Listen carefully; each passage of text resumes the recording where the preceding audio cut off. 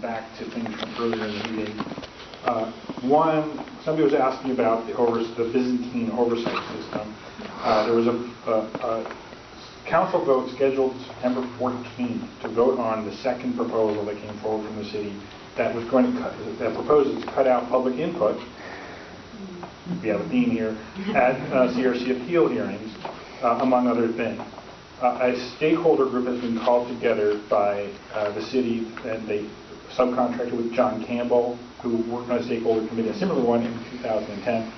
That stakeholder group meets Monday. I wish Tina was here, she would remind me. Oh, it's at the Commonwealth Building from noon to 3, and it's an open to the public meeting. It's open to the public to discuss how to change the CRC. Okay, I'm just going to keep hammering on that point.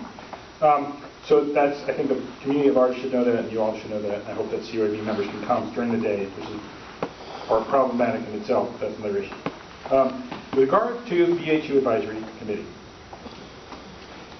a couple of easy things that can be done immediately without opening your meetings up completely is you can have an email list that says, we have just posted our minutes from the last meeting. If you're interested, this is the link. Because I'm not going to go to your website every month and see if the minutes got approved or not to go look at it and download it. So it's helpful to know when those things happen. In terms of opening up the meetings, you can have parts of the meeting that, if you have to discuss certain clients or whatever, you can call an executive session. There's actually public meetings law that allows that.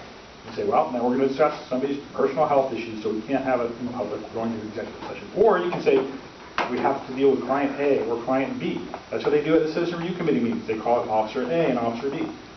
Hey, it protects their privacy, and we have a public meeting. That's pretty cool. It's a good idea. Let's work on that. Some of the things that I know haven't necessarily been discussed at the BHU Advisory Council because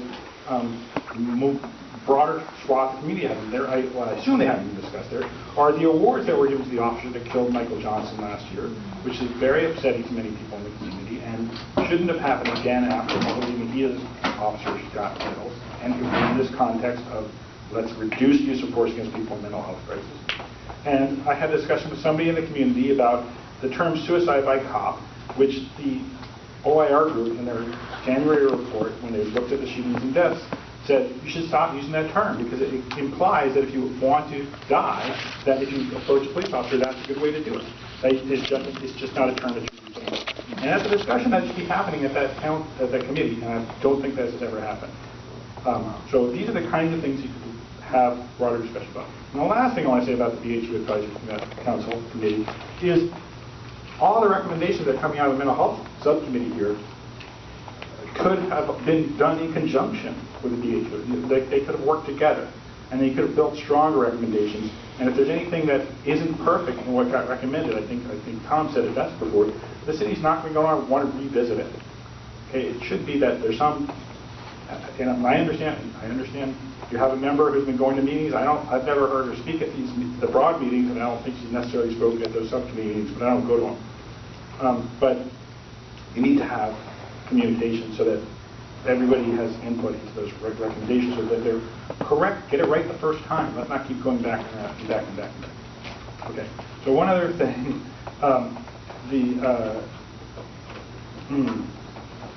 wow.